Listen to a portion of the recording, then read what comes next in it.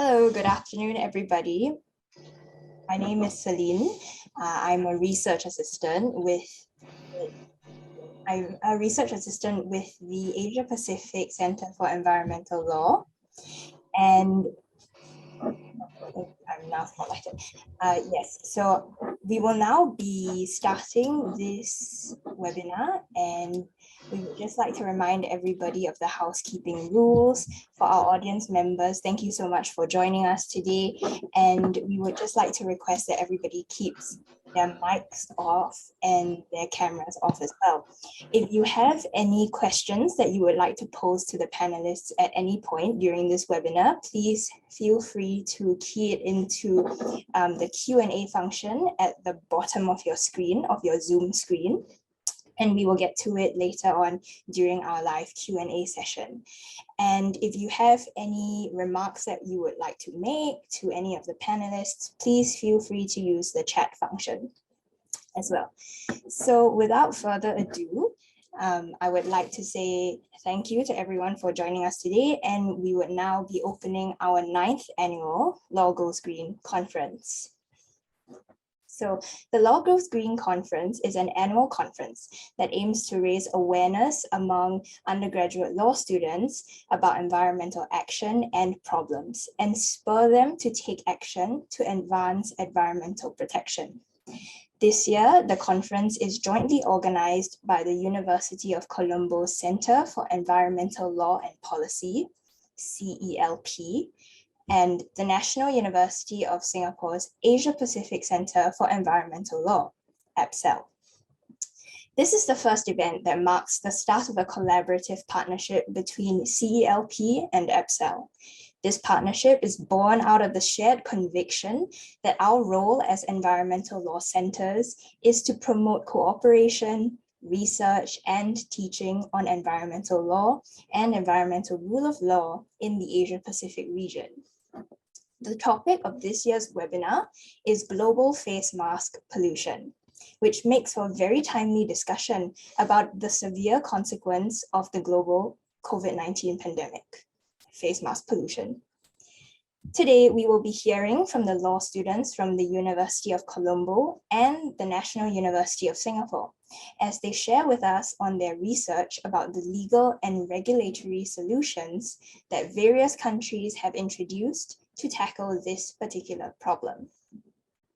Before we go any further, we would like to acknowledge that preparation for this webinar has had its challenges because of the current political situation that our Sri Lankan friends are experiencing, but both centers have decided to go ahead with this webinar because CELP was of the view that this would be the best way forward, and APSEL stands in solidarity with that decision.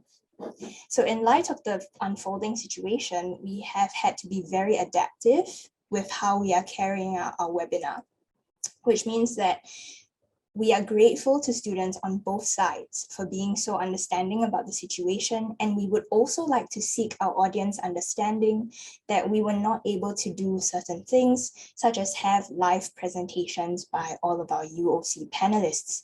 But despite the difficulties that our friends are facing, they had gone the extra mile to make the video recordings so that they could still share their message with us today. So with all of that said, let us now watch the opening address that the Vice Chancellor of the University of Colombo, Professor Karunaratne, has prepared for us today. It gives me immense pleasure and honor to participate in this webinar jointly organized by Center for Environmental Law and Policy of the University of Colombo and the Asian Pacific Center for Environmental Law of the National University of Singapore. This webinar is titled Face Mask Pollution, the Impact of the COVID-19 Pandemic on the Fight Against Plastic Pollution. It concerns with the unforeseen global environmental crisis of face mask pollution, which is affecting the terrestrial, marine, and coastal ecosystems since the COVID-19 pandemic started spreading in 2019 throughout the world.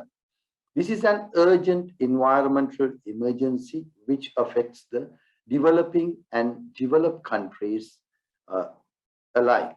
But for the developing countries, it is becoming a greater challenge with each passing day.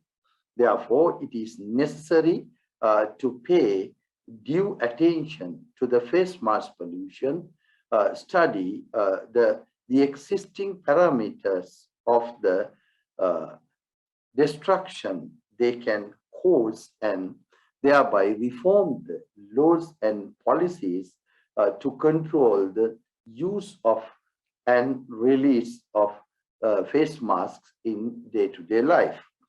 The undergraduate law students of the Law Goes Green 2020 project have duly identified this necessity and initiated to conduct their annual research study by focusing on face mask pollution, particularly in Sri Lanka.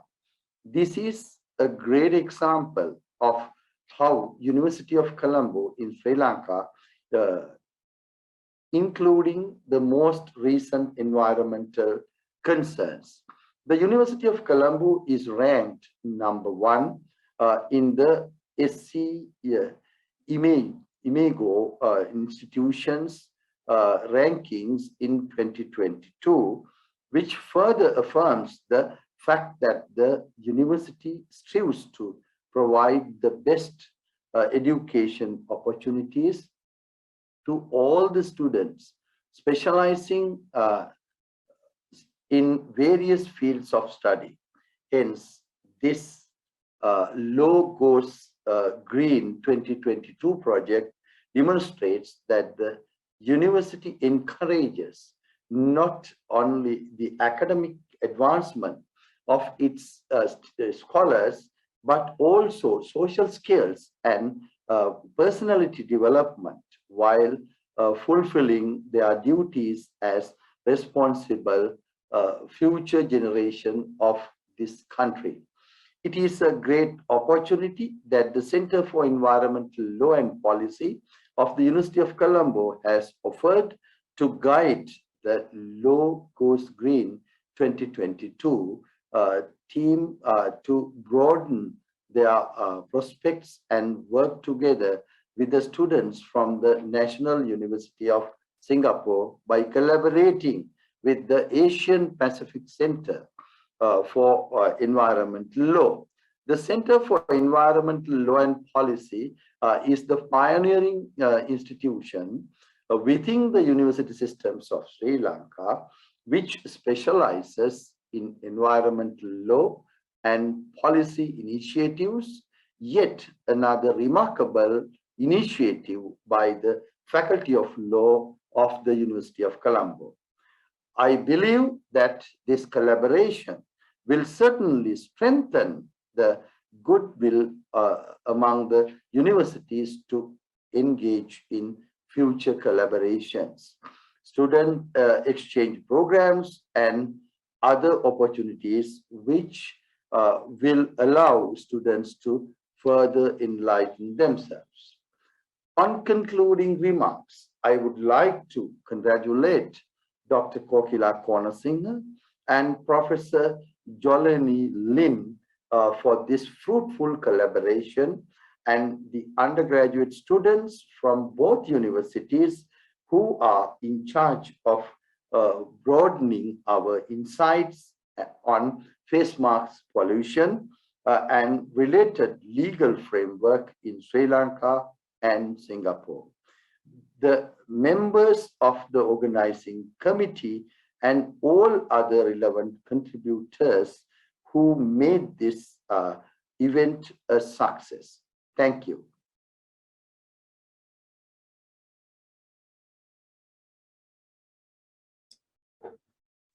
Thank you very much, Professor Karunaratne. Now, we would like to invite Professor Simon Chesterman, the Dean of NUS Law, to deliver his opening remarks, But unfortunately, Professor Chesterman was unable to join us live today because he has another meeting at the same time. However, he kindly sends his congratulations and regards, and he has recorded his remarks for this occasion.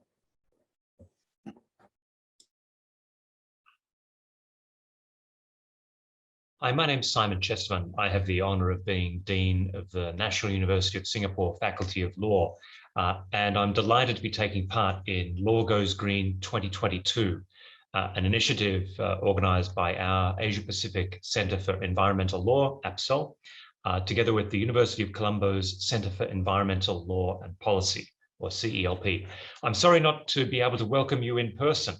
Unfortunately, COVID continues to make travel difficult. And our colleagues in Sri Lanka are operating under especially difficult circumstances, given the unrest there.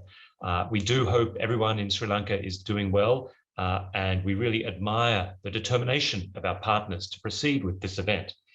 The reason is that they, like us, realize that environmental law is vital, and the development of environmental law at the highest levels, but also among our students, is increasingly important, especially within this region.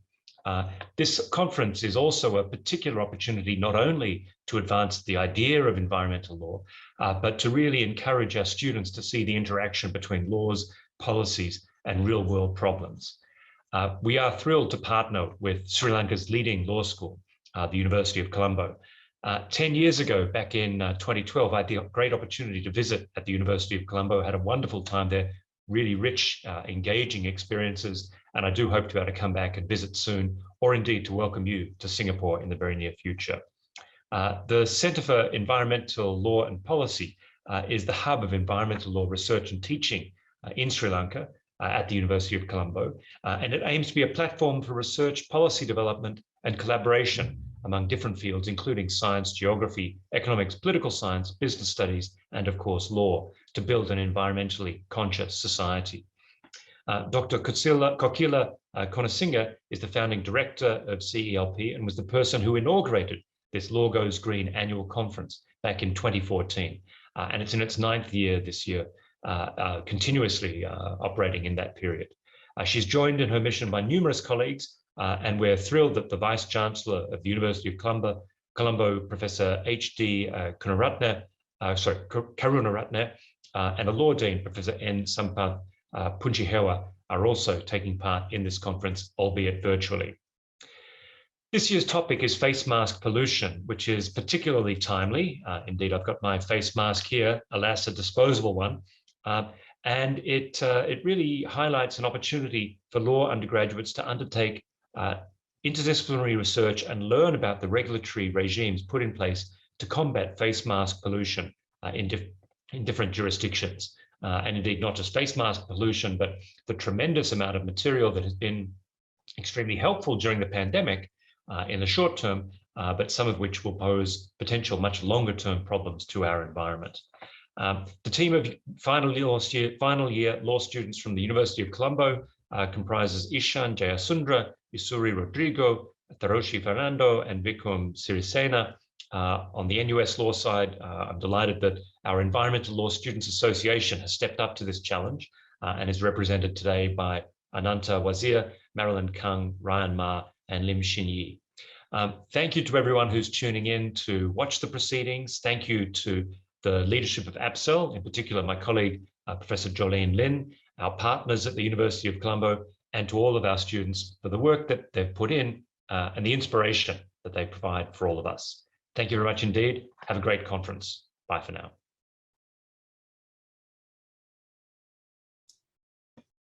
Thank you very much, Professor Chesterman. And now to follow on from that, let us now watch the remarks that the Dean of UOC Law, Professor N. Sampath Punchihewa had recorded for us.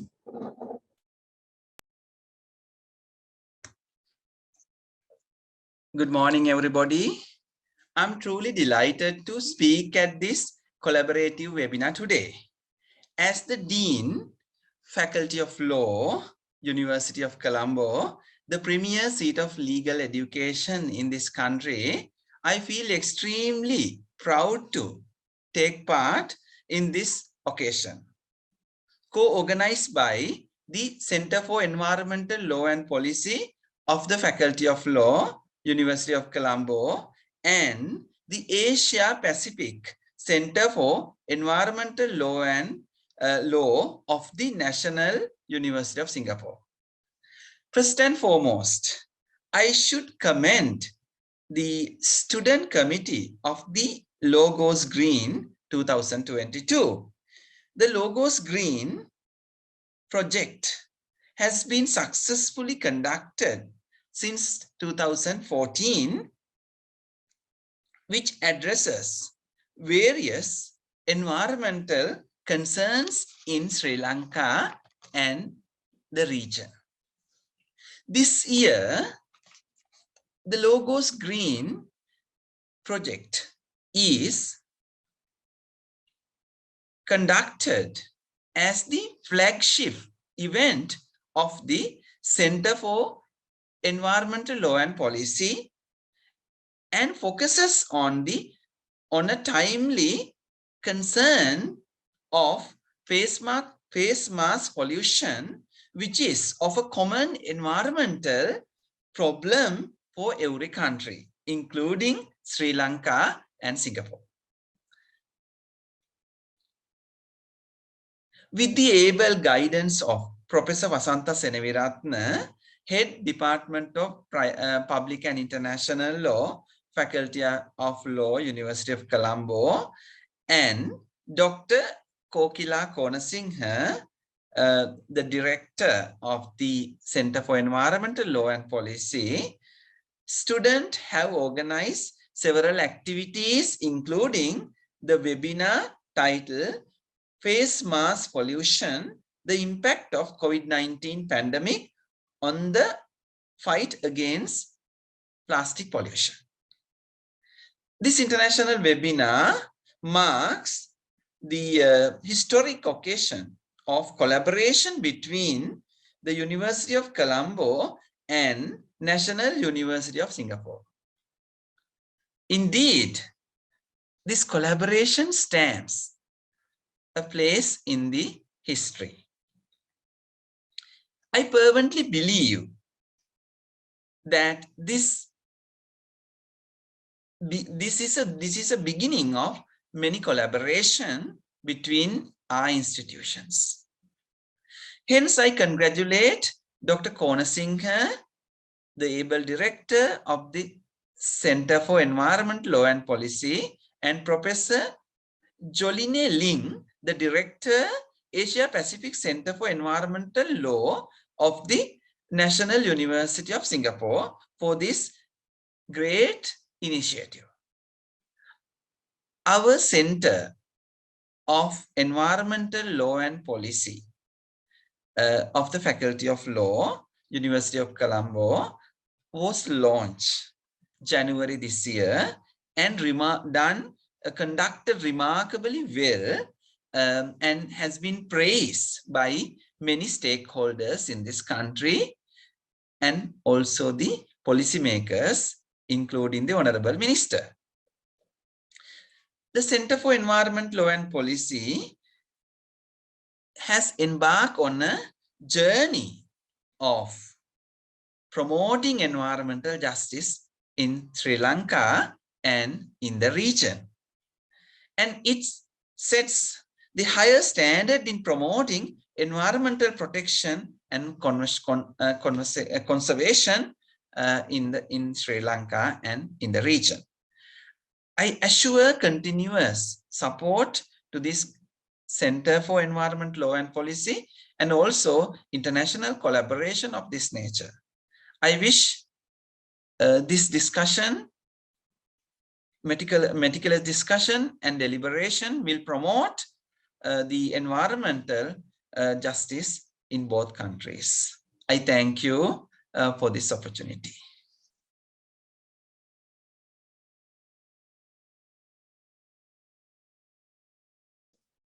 Thank you very much, Professor Sampath Punichihewa. Now, I would like to pass the floor to Dr. Kokila Konasinghe, the Director of CELP and the founder of the Law Goes Green Conference. We have the privilege of having her be able to join us live today. So let us now welcome Dr. Kokila to the floor. Dr. Kokila, please. Hi, Boan, and greetings from Colombo and all the well-wishers and also blessings from Sri Lanka. And I'm very happy and delighted and extremely thrilled to be here online today. And same as my team of students, as well as we have members from SELP. So SELP is relatively a younger institution within the framework of University of Colombo, but I think it is matured enough to deal with any situations that is coming on our way. Law Goes Green was initiated in 2014, and the law students who take environmental law initiated many projects in various areas covering environmental conservation and protection from legal perspective. So there have been many projects, reforestation of natural reserves, and also cleaning up campaigns and tree planting campaigns. So there are so many events took place for 9 years. And it was happening consecutively every year. Now it has become a very successful annual project by the students of University of Colombo. And now on our 9th landmark year, we have stepped out of our territorial boundary, and we are coming hand in hand with National University of Singapore, a partner from Asia Pacific. So this is, as I see from the, as the director, founding director of SELP, I see this as joining links between 2 regions as well. We are representing South Asia and you are representing Asia Pacific. So environmental problems are universal and transboundary. So should be the solutions, and we should seek global solutions. So this year's theme is something that we are aiming to look from the global perspective, that is face mask pollution. So legal framework of Sri Lanka and Singapore on face mask pollution. Highly timely and most relevant area for environmental protection. So I'm so delighted and welcome everyone for Colombo, and I hope to continue this collaboration. And I would come back after you watch this marvelous video documentary on SELP. So this is the introduction to SELP, and I will talk to you following to this video documentary. Please enjoy this video documentary on SELP. Celine? Ancient Sri Lanka was a civilization unlike any other. The focal points of the ruling system were the village, the tanks, and religion. Rulers who understood the true meaning of religious teachings pioneered in establishing sustainable development within society much earlier than the Western world understood those concepts. They built an irrigation and agricultural system that would yield plentiful harvest while maintaining harmony with nature. They worked with complex technologies, all the while ensuring that the rights of nature are protected. They understood that they were but temporary guardians of the natural resources of the country, and that their duty was to preserve these riches for generations to come. Fast forward several years to 2020, where a Sri Lankan institution specializing in environmental law-related research, policy making and advocacy was established. This was the Center for Environmental Law and Policy, or the CELP. As the Law Goes Green project progressed over the years, the dire need for an organization to educate the community about their responsibility towards the protection and preservation of the environment through environmental law-related research, policymaking, and advocacy emerged. As a result of this inspiration, CELP was initiated, affiliated to the Faculty of Law, University of Colombo. The creation of CELP was an idea and concept put forward by its founding director, Dr. Kokila Konasinghe. The CELP is continuously guided and advised by its very own expert advisory board that comprises of Justice Salim Marsouf, Professor Dr. Ellen Hay, Professor Dr. Amitabh Singh, Professor Dr. Sumudu Atapattu, Professor Vasanta Seneviratna. The Board of Management of the CELP also consists of several leading professionals and experts in the fields of environmentalism, law, and science.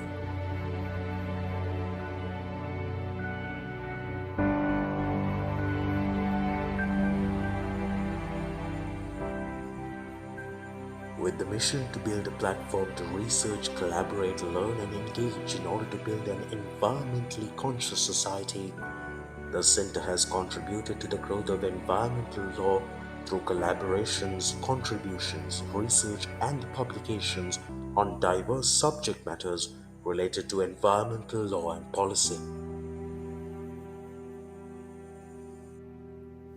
The Chat on Sustainable Development Goals, the first webinar of its series, was organized by the final year undergraduates of the Faculty of Law in collaboration with the Center for Environmental Law and Policy, Center for Environmental Initiatives, and the Earthmates organization on the 20th of January 2021. The webinar was also graced by panelists Professor Erandati Lokupitiya, Dr. Shyami Puvimana Singha, and Mr. Benjamin Shkeshta, who represented the United Nations Office of the High Commissioner for Human Rights.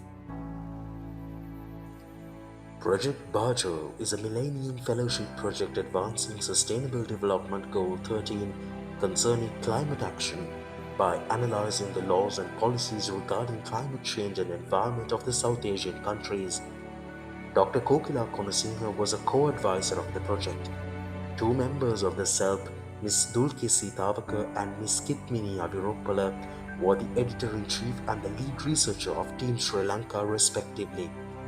The project was aiming to analyze the scope and legal gaps of national legislations related to climate change in each jurisdiction within the SAARC region, to evaluate legal remedies and mechanisms available for addressing climate change, to do a comparative analysis of national legislation of the region with the international legal framework, and to study distinctive practices of each SAARC country in combating climate change.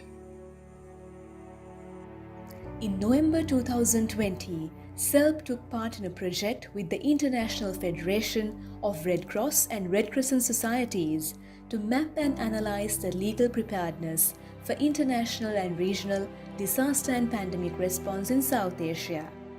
The purpose of the project was to conduct a baseline mapping of all SAARC member states to analyze the existing national laws and policies in light of the provisions of the SARRND as well as the International Disaster Response Law Checklist. It was also intended to examine and make recommendations on regional and international assistance for cross-border public health emergencies, focusing on humanitarian channels in South Asia during the COVID-19 response. Dr. Kokila Konasinghe is leading on the Sri Lanka component of the research, while Ms. Dilushi Seneviratna, a member of the research team of CELP, was the research assistant of the project.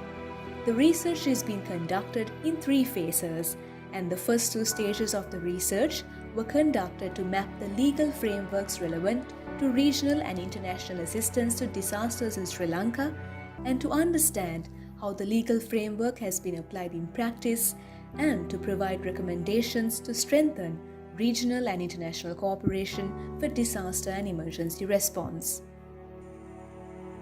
bringing the world's biggest problem to the world's highest court. The World's Youth for Climate Justice, or the WYCJ, is seeking an advisory opinion from the International Court of Justice to contribute to the progressive development of international law on human rights and the climate crisis. The WYCJ is seeking the support of state and non-state actors in a bid to secure the rights of present and future generations. The founding director of SELP, Dr. Kokila Konasinghe, is the first advisor of the WYCJ Asian Front. Ms. Dulki Sitavaka, a member of SELP, holds the position of strategic coordinator for the WYCJ Asian Front.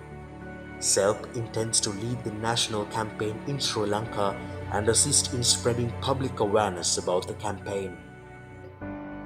SELP submitted a proposal to the expert committee to draft the new constitution of Sri Lanka, which contained several suggestions including a fundamental right to a clean and healthy environment, a fundamental duty to protect animals and respect the natural environment and all sentient beings, and directive principles of state policy to ensure the maintenance of a sustainable minimum forest coverage through policy making.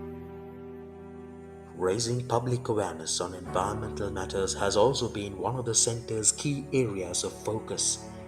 To date, several media platforms have been utilized in this regard to discuss contemporary environmental law matters and concepts by members of the center. Animals are a part of our ecosystem and they should have the rights to live their lives free from suffering and exploitation.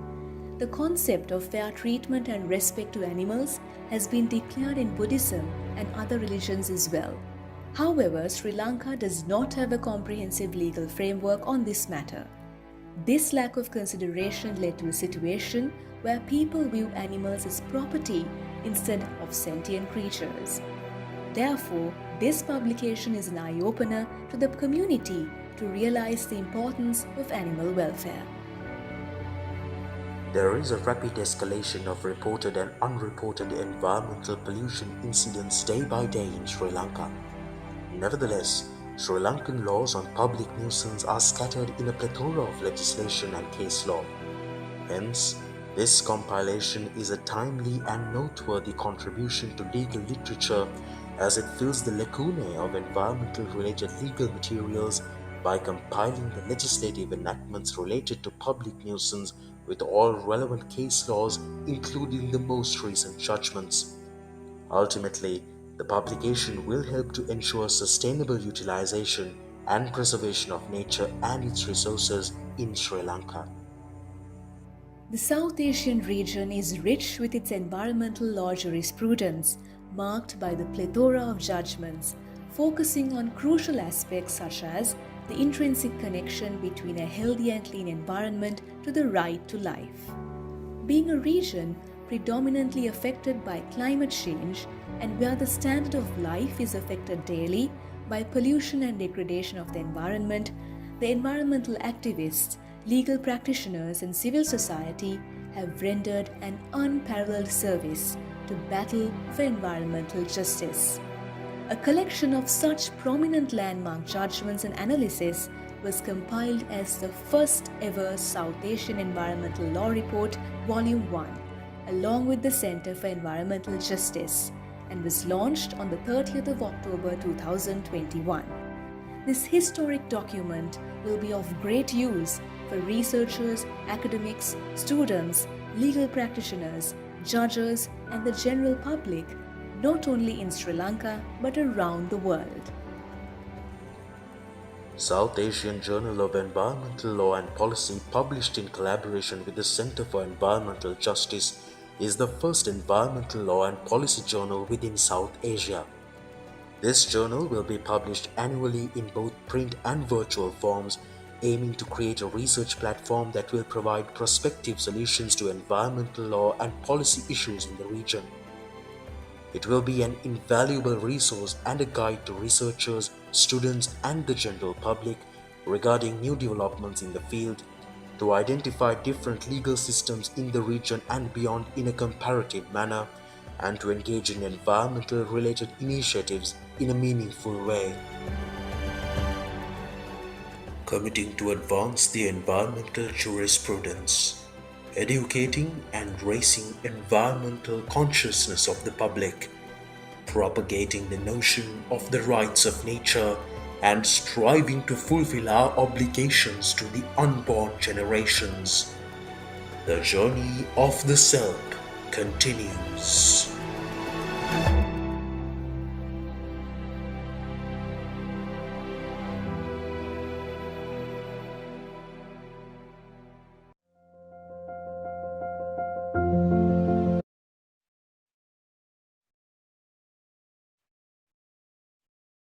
Thank you very much, Celine.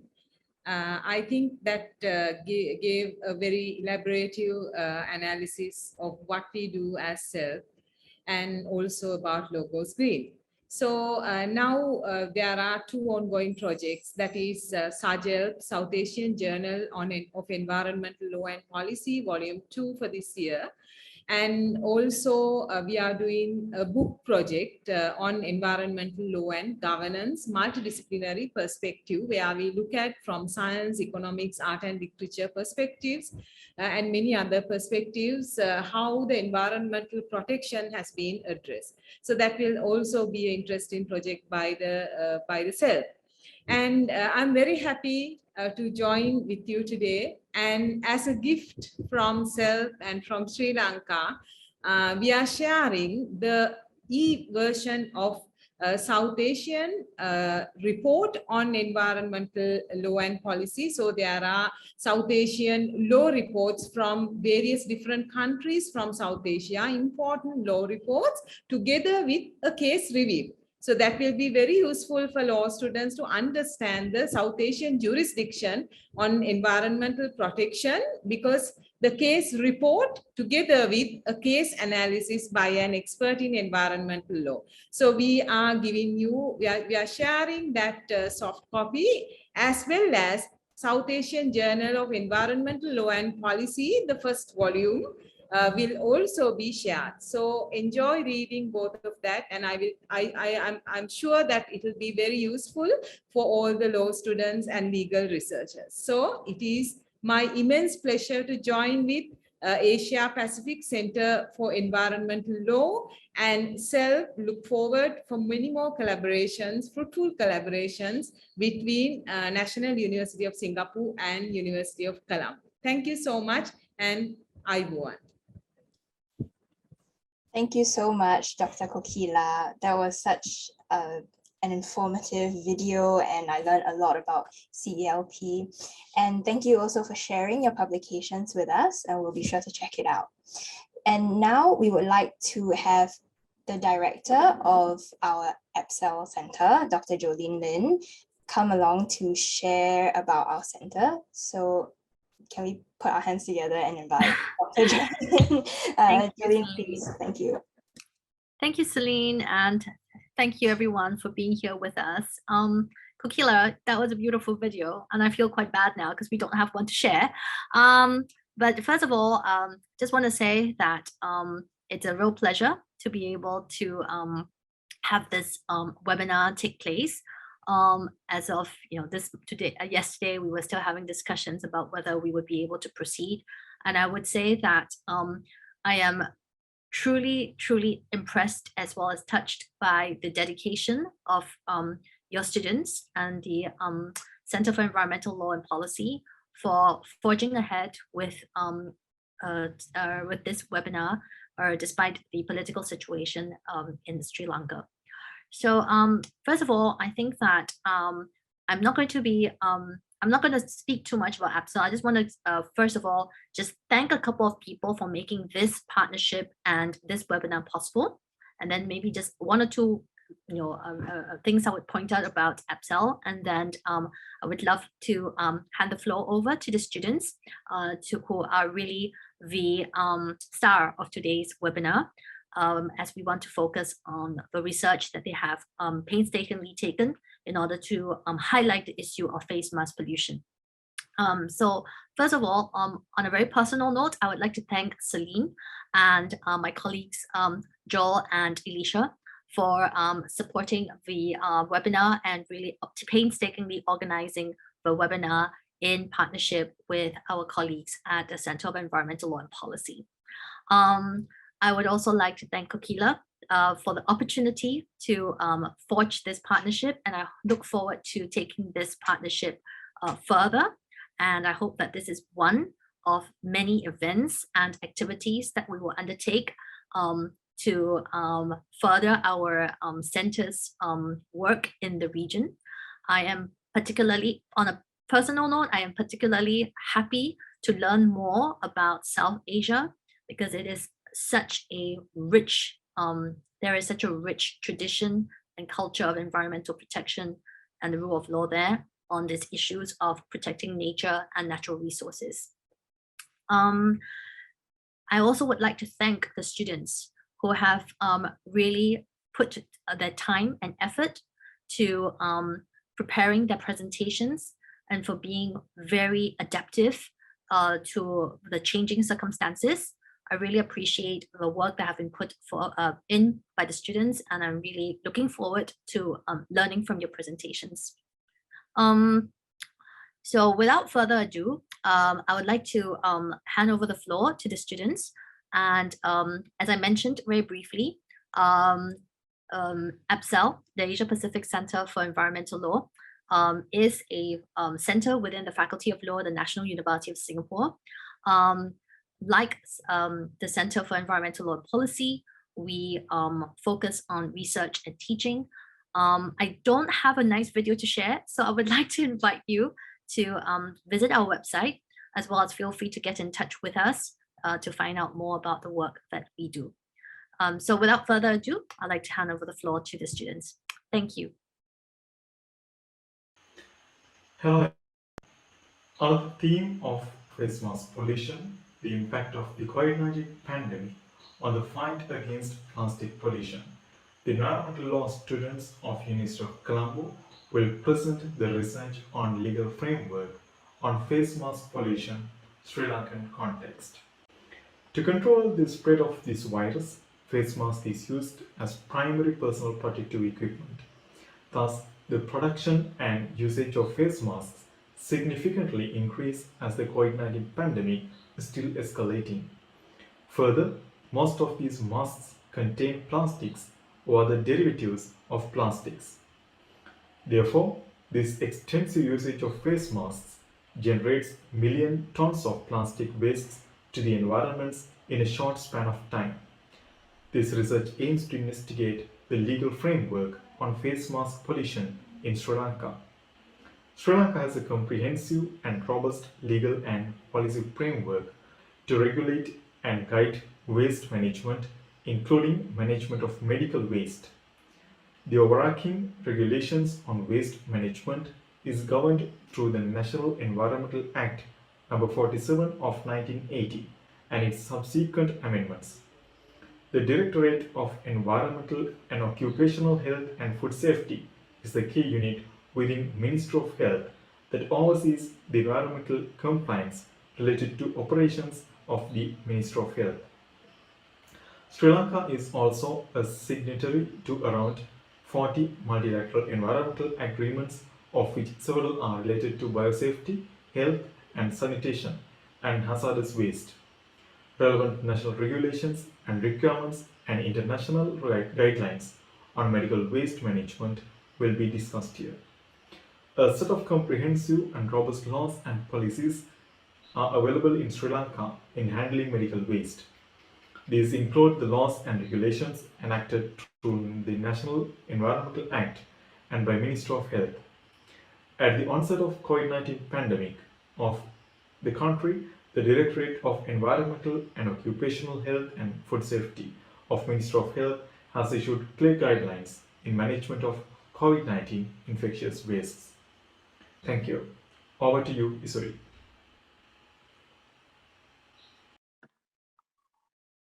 Thank you, Ishan. Now let's turn to the legal background of Sri Lanka to find out the provisions to prevent mass pollution. There is no clear legal provision specifically for the mass pollution, but it can be also covered by other acts which prohibit solid pollution. When considering the Grudno, the Constitution of Sri Lanka, it is a tragedy that there is no provisions to empower the clean environment as a fundamental right. But the section 27, subsection 14 states that the government has a duty to protect environment for the benefit of community. And the section 28 says that every person in Sri Lanka has to protect nature.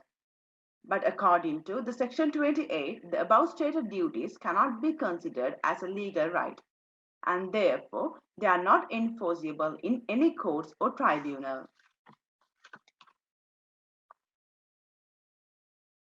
The National Environmental Act is considered as the umbrella act for the protection of the environment. The section 33 of this act defines the term waste as a discharge, emit, or dispose of any matter causing an alteration of the composition of the nature. The mask is also a foreign substance that alters the composition of the environment. Therefore, the improper disposal of masks can be considered as waste. The section 23A of the Amendment Act of number 56 of 1988 states that the minister has the power to impose gazettes to prohibit people from dumping waste. So the minister has prohibited discharge of waste under the Environmental Gazette 2008. So it can be interpreted that dumping of masks is also an offense under this gazette. Not only the land, but also the sea also get polluted by the mask. The Coastal Conservation Act of number 57 of 1981, section 25(1) stressed to protect the coast by entering pollutants. From the section 2 of the Marine Pollution Prevention Act number 35 of 2008 introduced the Marine Environment Protection Authority. According to the section 6 of this act, the duty of this authority is to take necessary measures to prevent pollution. Moreover, the section 261 of the Penal Code implement a criminal charge against the actions or omissions cause harm, disgust, or nuisance for the public. Mask is a sanitary waste that can be cause a disgust for the public. So improper dispose of mask can be a criminal offense under the Penal Code.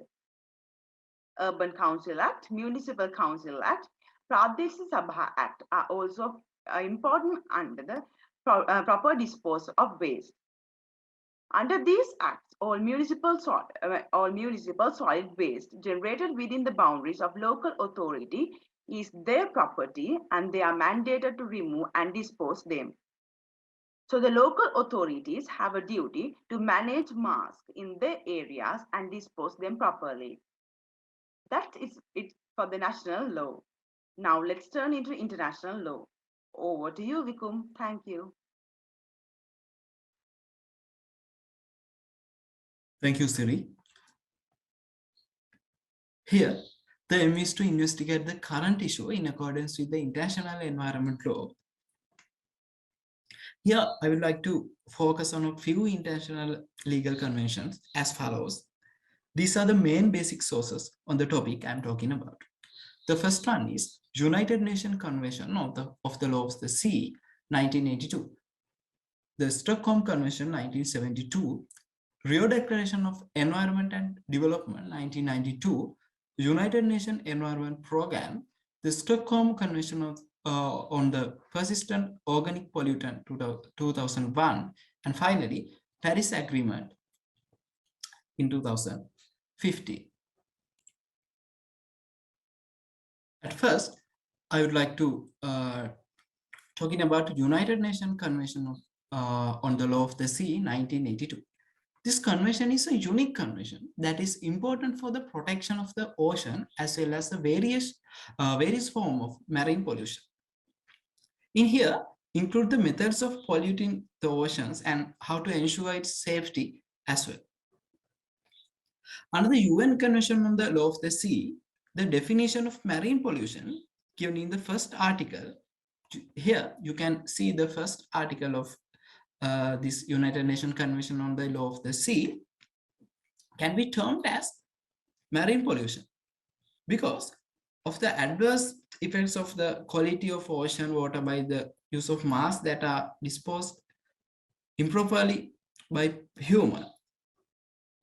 And as a party to the convention, and as a party of this convention, Sri Lanka also has a state obligation to absorb these provisions to our law and to our national law according to 194 of this United Nations Convention on the Law of the Sea. But it is questionable whatever that is the responsibility will be fulfilled in our country.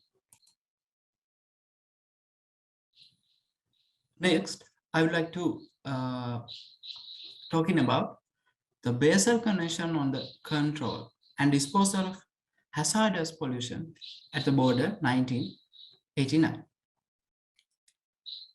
This convention is a public outcry following the discovery in the 1918 if Africa and other parties of the developing would be deposit of the toxic waste imported from abroad. The main objective of the Basel Convention is to protect human health and the environment against the adverse effects of hazardous waste. And thus, it's appear that the consensus can be applied to minimize the environment pollution caused by the face mask. And accordingly, states are obligated to act responsibly to dispose of face masks without harming the environment and the individual. The list of hazardous substances applicable to the first article of this convention includes the ingredients used to make mask and made mask. So we use provisions of this convention can be interpreted to provide a legal responses to the global environment crisis as a solution. Finally, I would like to pay my attention toward the Stockholm Convention of the Persistent Organic Pollutants 2001. The Stockholm Convention of Persistent Organic Pollutants was adopted by the conference on 22nd May 2001 in Sweden. The convention entered into force on the 17th May 2004. The main objective of this convention, as set out in the Article 1, the objective of the Stockholm Convention is to protect human health and the environment from persistent organic pollutants. In general, people are increasingly using face masks that contain filters. It can be argued that if these devices are burned after using, the harmful chemical will be eliminated, because some researchers and some research shows that face masks are high in silicons, plastic, copper, and other chemicals. As a whole, the 7th article encourages the implementation of plans to formalize this product-related disposal, as well as public awareness.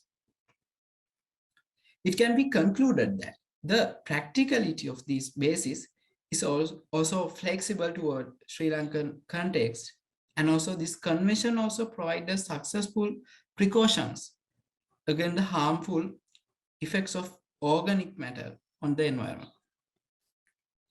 But this convention only provided precautions and only provided a precautionary principle to prevent face masks from entering the environment.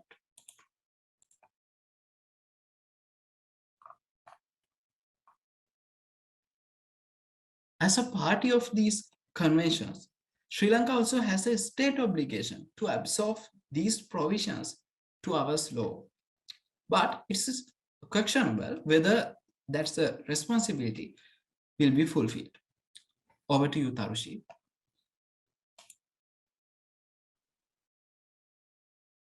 Thank you, Vipku.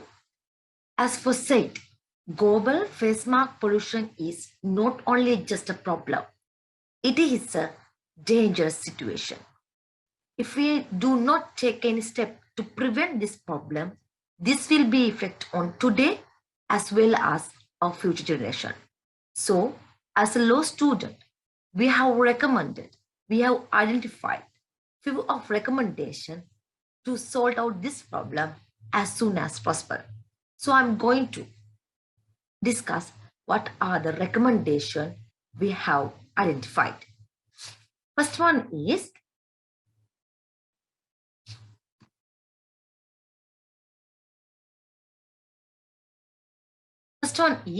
update, implement, and regulate sustainable healthcare waste standard and the practices. So addressing waste and climate change is no longer a preferred strategy, but essential component of healthcare system is planning. An important policy measures at the national level is to develop environmentally sustainable health infrastructure standards. We should focus on waste, but often incorporate elements of energy, ventilation, and the procurements. And we have to take a step to formulate local waste disposal regulation and rules and consider the utility of those regulations through the annual performance paper, and also should take steps to develop healthcare waste management and plan institutionally. The second recommendation is, in addition to the exciting Pradesh Sabha and Provincial Council Act, take steps to legislate at the local and provincial level, especially on COVID-19 healthcare waste management. Our third recommendation is include waste management in health budget and invest in the recycling market. With most health budget extremely constrained as a result of COVID-19 and the associated economic fallout effect in the near term, in need to focus on incremental improvements. I can describe this recommendation further like this: more efficient use of current available budget and advocacy to demonstrate the cost saving from investing in more environmentally sustainable and safer healthcare waste system. Valuable recycling market will require government investment, and it should spread with the private sector also. Our fourth recommendation is regularly monitor and report on healthcare waste practices. We can see that regular national monitoring and reporting on healthcare waste practices and system is important for accountability, for targeting resources, and for great impact of COVID-19 supplies, and finally, health commodities more generally. As part of regular health system monitoring and external healthcare facility assessment, basic indicate on waste segregation and waste should be tracked. We are recommended with regard to COVID-19, there should be improved tracking of use, treatment, disposal of PPT, especially electronic trackers and online database could support real-time tracking. And also, fifth recommendation is encourage the most sustainable, safe options for PPT within the outside healthcare, incrementally improve environmental sustainability of waste treatment technology. I can see that this is so important because healthcare facilities must meet a high safety standard outside healthcare setting, and also government public health policies and regulation should be informed by a balanced risk assessment that consider both human and also environmental health. Government ought to consider how to improve the safety and avoidability of high quality reasonable masks, including through the best manufacturing practices, regulation, and investment while ensuring that those in high public settings have high quality disposable masks when it needed. So finally, we have recommended improve the adequate laws for these steps: immunization-based segregation at point of waste generation, immunization-based collection and transportation, immunization-based treatment and disposal. So these are the recommendation of USA student. So now we can see that how do we sort out this problem with these of the recommendation. We are just these are just a recommendation. Someone can add this and someone can reduce some fact from these recommendations. But the final target is prevent the face mask pollution before it will be worse. So thank you very much. Don't give any support to this crime of nature.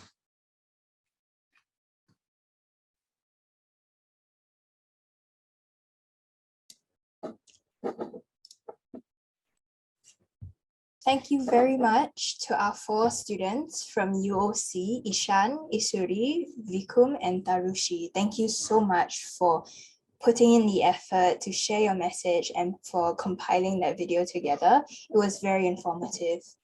And now, to follow along from that, we would like to invite our students from NUS to give their presentation on face mask pollution in the ASEAN context. So now I would like to invite Ananta, Ryan, and Shini to come along and share their research. Thank you. Good afternoon. I am Ananta and my teammates are Shini and Ryan. And our presentation today is titled Curbing Face Mask Pollution, the Singapore Perspective. First, a roadmap to our presentation today. I will be introducing the issue of pollution caused by face masks. Ryan will then be taking us through Singapore's approach to tackling this issue. And finally, Shini will be taking us through Singapore's regional commitments towards tackling this issue. Now, to introduce the issue of pollution caused by face masks, first, the overconsumption of masks will be addressed, followed by the environmental ramifications of the various methods of managing face mask waste. As per recent reports, around 129 billion face masks are being used worldwide every month, of which most are disposable face masks made from plastic microfibers. If placed side by side, these masks would cover an area roughly 3 times the size of Singapore. Within Singapore itself, the numbers are equally worrying. An estimated 4.3 million face masks were used daily in Singapore during 2020, and weekly, an approximate of 3 to 15 million masks were generated as waste. Throughout this COVID-19 pandemic, face masks and associated waste with potential exposure to coronavirus contamination have been managed like ordinary uncontaminated municipal waste and are mainly incinerated. However, this waste management method would only be effective if all face masks are correctly disposed of such that they reach incineration facilities. Now, to address the different forms of waste management of disposable face masks and the environmental ramifications of them. First, given that most disposable masks consist of 3 layers and are made of composite materials that are difficult to separate, they are thus unsuitable for recycling, ruling it out as a mask waste management method. Secondly, disposable masks are usually made of polypropylene, a type of plastic that cannot be broken down quickly in the environment. Thus, due to the plastic content in these masks, incinerating them, as Singapore does, is detrimental to the environment by causing air pollution. Third, and the portion that we will be focusing on today, is the pollution caused by improper disposal of face masks. It is concerning how the excessive consumption of face masks is coupled with irresponsible disposal of them by users in Singapore. This is evident from how 5 to 6 pieces of masks have been found during each cleanup organized by environmental volunteer groups at local parks, beaches, and waterways. Evidently, the improper disposal of face masks by littering around are a source of land pollution. And aside from the land pollution, wrongly disposed face masks can also enter our water bodies and cause marine pollution. Both land and marine pollution due to the masks can have a direct effect on wildlife through ingestion, causing respiratory and gastrointestinal obstructions or death by starvation. Further, when not properly cut, the string of face masks can cause entanglements. Further, improper disposal of masks, which then enter our water bodies, can be a source of aquatic microplastic pollution, since these masks are easily ingested by higher organisms, such as fishes and microorganisms in aquatic life, which will affect the food chain and ultimately cause chronic health problems to humans. Today, we will be focusing on how Singapore is legally equipped to tackle the pollution caused to our water bodies and their ecosystems by improper face mask disposal. This is especially pertinent in light of how face masks appear here to stay for the foreseeable future, in line with the Singapore government's outlook of learning to live with the coronavirus. I will now pass the time to Ryan to talk about Singapore's approach to tackling this issue. Okay, so on the current legislative approach in Singapore, I will be discussing the existing pollution laws and the possibility of constitutionally guaranteed environmental rights in Singapore. So Singapore's environmental law takes a serious stance against the improper disposal of plastic waste, such as face masks. Plastic pollution is covered by two statutes. The first is the 1987 Environmental Public Health Act, or the EPHA, and the second one is the 1990 Prevention of Pollution of the Sea Act, or the PPSA. So as some of you might know, Singapore has quite tough laws against littering, and the main littering law in Singapore is the EPHA. Section 17(1)(a) to B prohibits littering in public places, and Section 17(2) prohibits littering in water bodies, which is defined here as different types of water bodies in Singapore. And the contravention of these provisions is a criminal offense. In the Singapore government enforces these littering laws very proactively. In fact, in 2018, we had the government issued more than 39,000 littering tickets, and first-time offenders get away. First-time minor offenders, they get away with a $300 composition fine, but the act actually provides for a much larger fine that increases with each subsequent conviction. And besides, the court must generally also sentence offenders to corrective work for up to 12 hours, and which involves cleaning of some premises under the supervision of officers. And as you can see in this photograph here, the offenders who are sentenced to corrective work, they must wear a brightly colored vest with the words corrective work order printed on the back. So the objective of corrective work is not just to reform the offender, but also to deter other prospective litterbugs through public shaming. And turning to the PPSA, Section 5 prohibits any person from releasing pollutants, which includes plastics, into Singapore waters. And you can see that the definition of Singapore waters here is a bit different from the EPHA. It focuses more on the ocean. And the punishment for the offense under Section 5 is a lot harsher than littering offenses under the EPHA, because the fine it carries is much heavier, and it also carries a prison term. So this shows that the offense under the PPSA is much more serious. And yes, so next slide. Section 6 of the PPSA prohibits the release of pollutants including plastics from any ships into Singapore waters. And the same punishment extends to the master, the owner, and the agent of the ship. And overall, the PPSA gives effect to Annex 5 of the International Convention for the Prevention of Pollution from Ships. And this convention is significant because it completely bans the disposal into the sea of all forms of plastic. And before I move on to the constitutional issues, I'd like to discuss some problematic issues surrounding the current laws addressing that address plastic pollution. So for one, plastic waste in Singapore is still treated mostly as a public health and public cleanliness issue rather than an environmental pollution issue.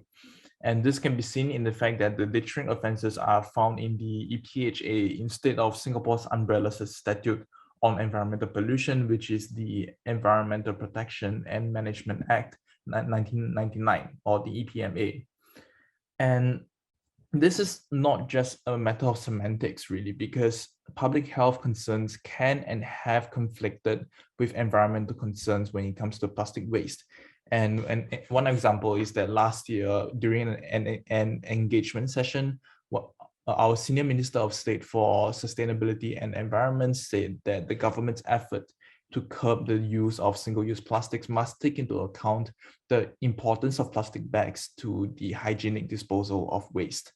And that then leads to this second problematic issue, which is that unlike many other countries, which I believe includes Sri Lanka, there has been almost no legislation in Singapore to ban or reduce the use of single-use plastics, except a mandatory charge for plastic bags at major supermarkets. And even then, it's like 10 cents, if I'm not wrong, and it will be implemented in 2023.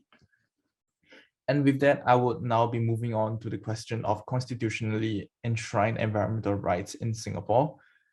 And right now, the majority of national constitutions in the world now contain environmental references. And some scholars have, such as Prof. Jolene herself, have called the rise in such constitutions an environmental rights revolution. And while constitutions can frame substantive rights in broad terms and protect, while constitutions cannot prescribe the level of environmental protection required in detail, they can enshrine environmental rights in broad terms. And when coupled with the protection of procedural and participatory rights, such as the right to information and the access to justice, environmental constitutionalism can move the conversation forward from whether to protect to the more important but challenging issue of how to protect. Currently, there is no express provision for environmental protection or environmental rights in Singapore's constitution. However, there might be room for environmental rights to be included under Article 9(1) of the Constitution, which states that no person shall be deprived of his life or personal liberty save in accordance with law. And this Article 9 is found in similar forms in the constitutions of India, Pakistan, Bangladesh, and Malaysia. And the courts in all of these jurisdictions have interpreted the word life expansively to include environmental rights, which means the freedom from environmental pollution.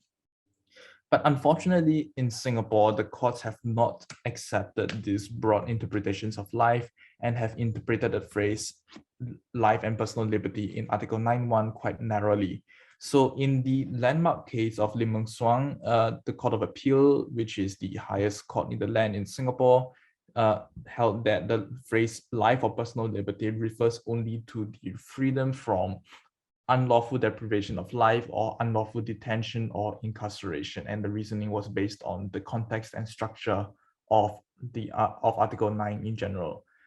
And in the earlier case of Yong Wei Kong, the court also rejected the Indian court's broad interpretation of the right to life. And its reasoning was that the broad interpretation stems from the Indian Supreme Court's proactive approach to the unique social and economic conditions in India, which are different from Singapore. But fundamentally, the specific issue of constitutional environmental rights has not been litigated in the courts yet. So in these two cases, the life issue was not about environmental rights. So there is technically still room for environmental rights to be read into Article 9(1) if and when such a case arises.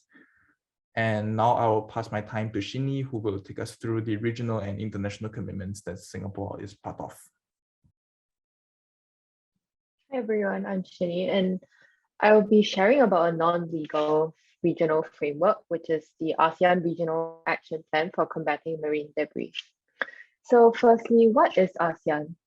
ASEAN is a political and economic union of 10 member states in Southeast Asia, as seen in the photo, and Singapore is part of ASEAN and also was one of the founding members of ASEAN.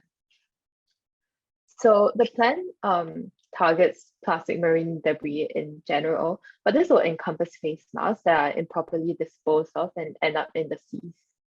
And the issue of marine debris is especially pertinent in ASEAN, since it is widely perceived that many countries in ASEAN dump their solid waste into poorly managed open landfills, and the dumping of such untreated waste leads to the pollution of waterways and marine environments. Furthermore, this plan will tackle face mask pollution because ASEAN hopes to include considerations of the COVID-19 pandemic and future pandemics where relevant in the actions, in the implementation of actions under the plan. And the report itself has also acknowledged how the pandemic has led to emerging issues of plastic usage.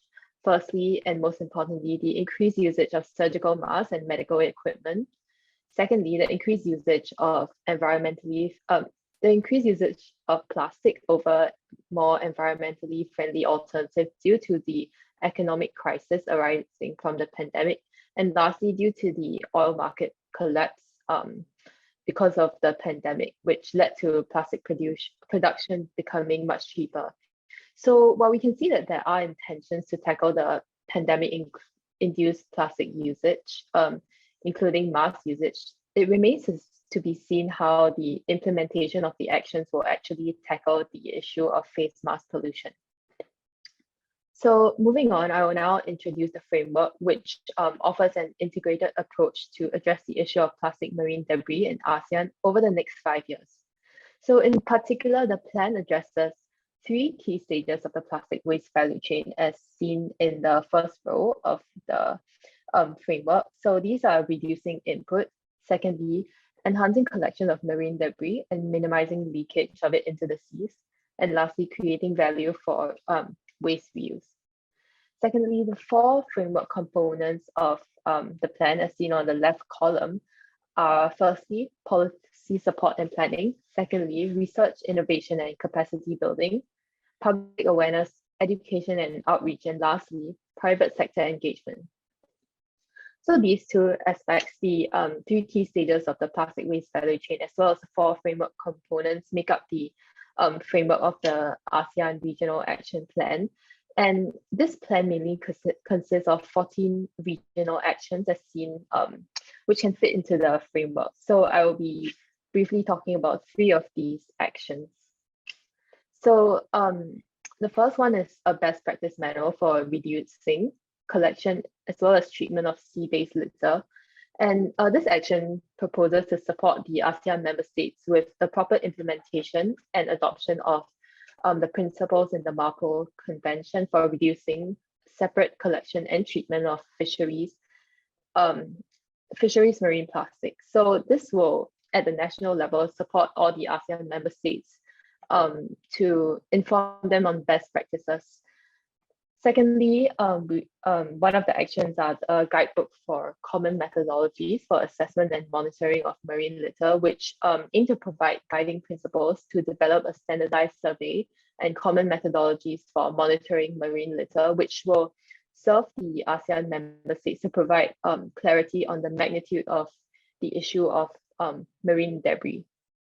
And lastly, regional training programs on plastics and waste management, which mainly aims to coordinate training programs on plastic and marine waste management and act as an opportunity for developing capacity building programs at a regional level to leverage on the economies of scale to streamline design costs in these programs.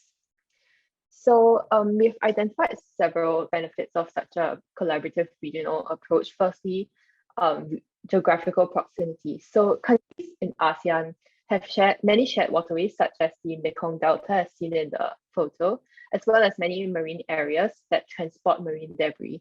And there are also many intra-ASEAN trade markets, and these transboundary factors means that marine debris pollution is really a transboundary issue, and this will warrant a collaborative approach within the region. And a collaborative approach will also leverage on economies of scale, as well as allow the member states to share lessons and experiences on best practices. So moving on to the implementation of this plan, well, there is provision in the report for the implementation of the plan, as well as some monitoring, reporting, as well as evaluation mechanisms. The plan is not legally binding on the member states. So as of now, it has been about 1 year since the plan was launched, but it hasn't been reported if ASEAN has begun to implement this plan. So that is the ASEAN Regional Action Plan, and I will now hand over to Ananta, who will conclude.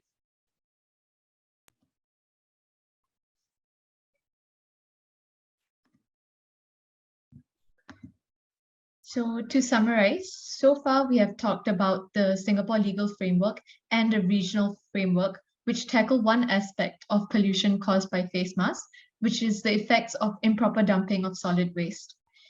In conclusion, Singapore's environmental efforts, as gathered from our survey of the Singapore legal framework and the ASEAN Regional Action Plan, do not specifically target face mask pollution. Rather, they present a more broad brush approach to the effects of improper dumping of solid waste. Furthermore, as the comparison with the other jurisdictions earlier demonstrates, Singapore has yet to frame improper waste disposal as an environmental rights issue. It is arguable that curbing waste pollution currently resides in the interest of public health. However, it can be said that once face masks are improperly disposed of into the environment, there's not much practical use of specifically targeting face mask pollution compared to the broad brush approaches currently adopted. Thus, in order to specifically target face mask pollution, a better method may be to prevent face mask pollution by reducing the usage of single-use face masks, or to more strongly enforce general proper dumping methods. Thank you.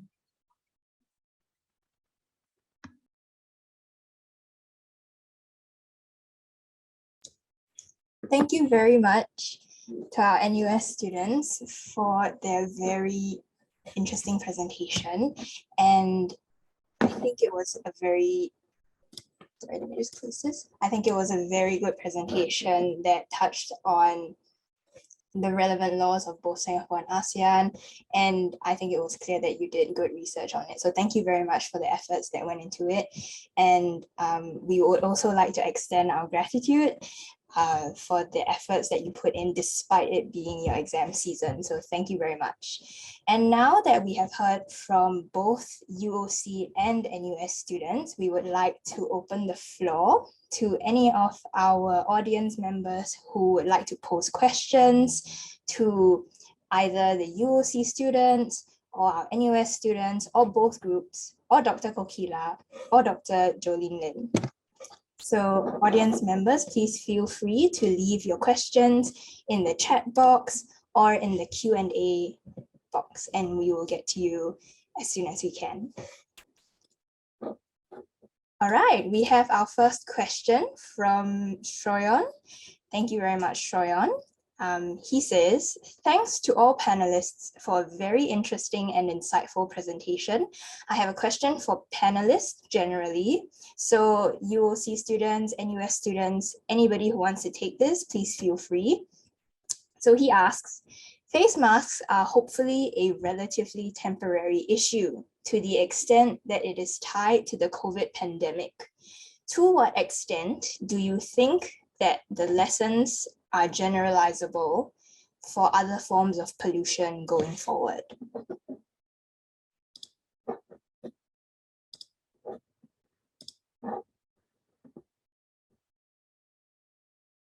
So would anyone like to take this from either UOC or NUS?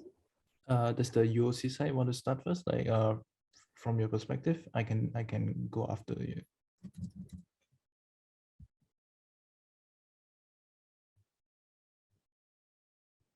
All right, well, it seems that Ryan, you have the floor for now. Right. Yeah, friend can come on later.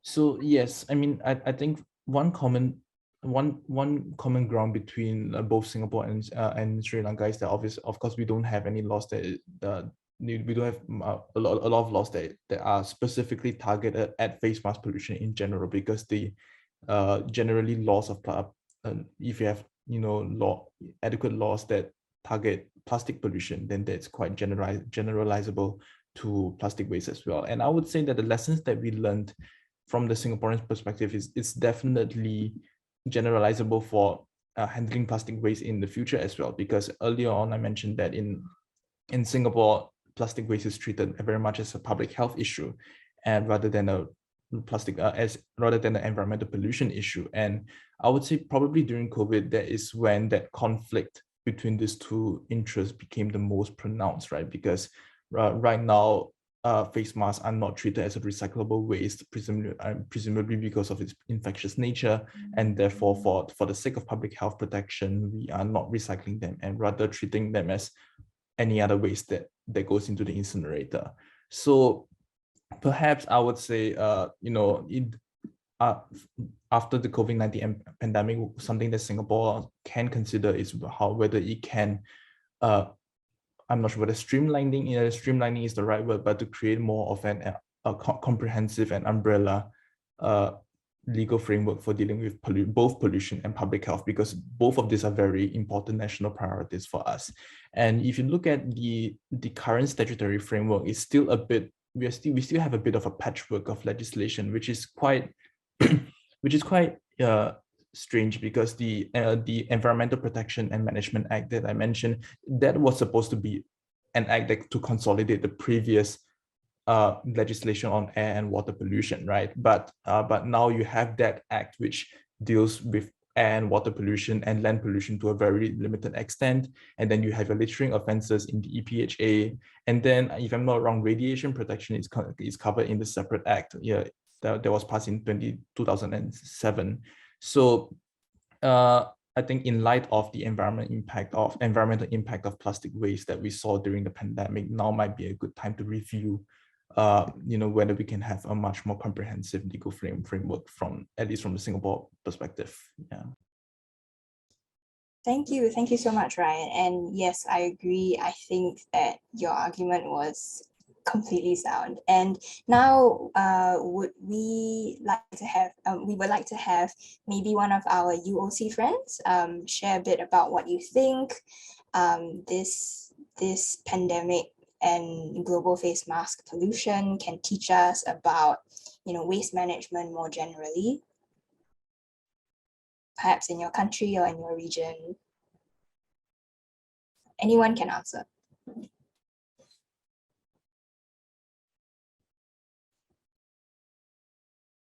Dr. Kokila, may I invite you to give some of your insights or your feedback on whatever you've heard and how. I'd be happy to. Yeah, so what I think is that the problem with the face mask was that none of us, no country in the world predicted this. So it is very untimely explosion of environmental problem at once.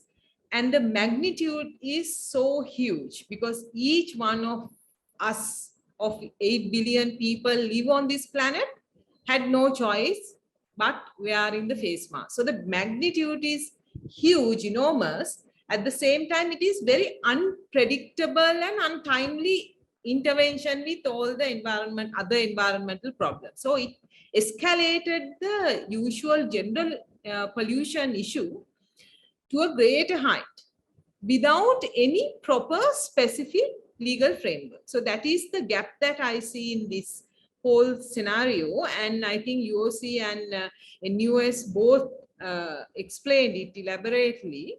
But I think whatever the legal framework that is specifically addressing face mask can address the pollution in general, because pollution has its own unique problems and scope to each pollution factors. So we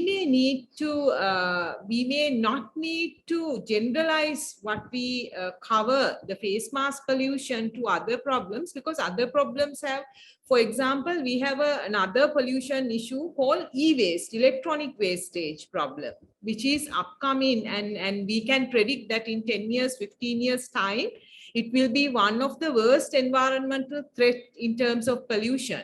So likewise, I think each pollution issue has its own unique features that you need to address legally. So I do not think that we can generalize whatever the legal framework that we are creating to address face mask pollution. But at the same time, environmental problems are always interdependent. So pollution, ocean pollution, marine pollution, interdependent. And coastal pollution, land pollution, soil pollution, interdependent. So likewise, I think all the environmental problems, on the other hand, are interdependent. So some of the coverage can be used, what we use for face mask pollution, for other environmental pollution. But I strongly believe that each environmental pollution problems should have their own legal specification to address their own issues. Yeah, thank you. Thank you very much, Dr. Kokila. That was a very comprehensive answer. May I just follow up with a question on your answer? It's my personal question. I was just wondering, because you mentioned that there is quite a good need, a strong need for specific legislative regimes to cater to individual forms of pollution. Then I was just wondering if you have any kind of recommendations for what should happen or what the design would be like if, let's say, you have different forms of pollution that somehow overlap, perhaps, in terms of what they pollute or what they're made of. I was just wondering if you have thoughts on that. Celine, what are you asking is that whether what is the legal creation for a face mask pollution problem? What would be like? Oh yes. So to clarify, I was just wondering about how the system of legislation might look like. How should it be enough so that we can ensure that we are addressing specific forms of pollution, but at the same time we have one that is general and comprehensive enough? You think there should be many, or like this one? Yes. Thank you for that clarification. Now, my argument is that whatever the laws, legal framework that we create for face masks can very well cover some other parts of areas of law. For example, now let's see, we create this legal framework to protect the marine biology from face mask pollution. So in Sri Lanka, we have Fauna and Flora Protection Ordinance, which cover actually marine biology. And also we have some marine biology specific legislations that cover marine biology. So that part of law and its enforcement can also very well be covered with whatever the laws coming with face mask pollution, preventing face mask pollution. So that is why I said that it is always interdependent. And also, like pollution is an environmental matter that has been covered with so many other legislations, as both the group of students mentioned. So particularly in environmental law, we have this area called public nuisance. So it is a criminal liability that we are enforcing with pollution under public nuisance. And also at the same time, we have private nuisance. So in between two individuals, we have a civil liability. And also we have constitutional guarantee of fundamental right to clean environment. Of course, not in Sri Lanka, but for example, Article 21 of India has right to life, and they extended that including environmental elements. So they have constitutional guarantee. So likewise, there are so many general environmental laws, concepts, and legal framework that will cover face mask pollution, and the general legal framework on covering pollution. At the same time, we can use whatever the law we create to prevent face mask pollution, and it will ultimately subsequently cover other areas of environmental protection, such as coastal conservation, marine conservation, and other biodiversity conservation and other areas. But my point is that for a highly magnitude problem, and also uncontrollable at the moment at the global level, a problem like face mask should have a greater attention and tackle as soon as possible. So they must have specific legal framework to deal with.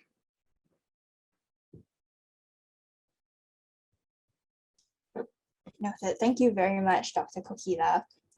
And now we just have one more question since we have some time left. We have a question from Linda. Well, it's a question and a comment. So first, she would like to say, interesting research from the students, so proud of both teams. And I think she echoes what we all feel.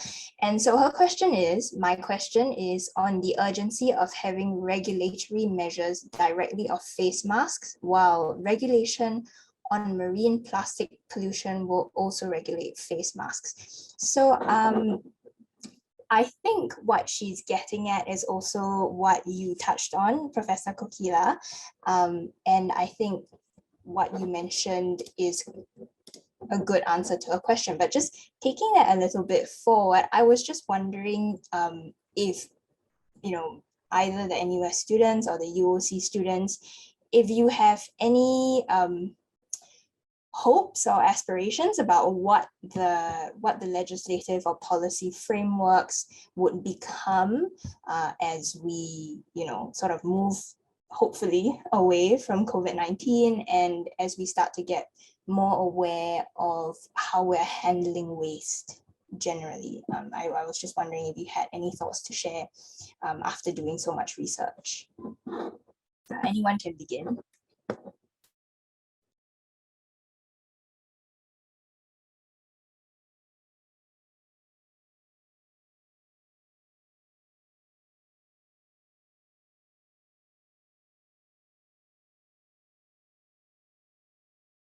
Perhaps you can enlighten on your recommendations, because I saw that both teams have excellent recommendations for policymakers and legislatures. So perhaps you can highlight some of the points in your recommendation.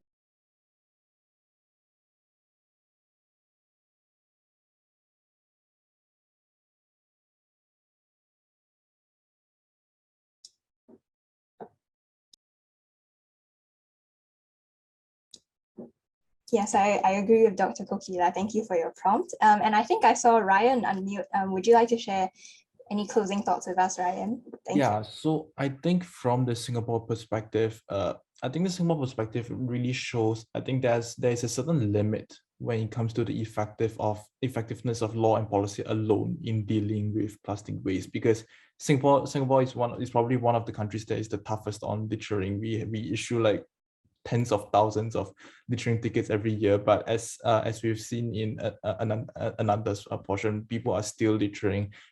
Face masks are still being found in the ocean. So a lot of it, I think, and this applies to environmentalism in general, I think there needs to be a cultural change as well, because you cannot rely on an army of enforcers going around to catch littering. You really need a culture of ownership and responsibility for one's environment, which is why unfortunately there is a saying in Singapore that Singapore is not a clean country, it is a cleaned country.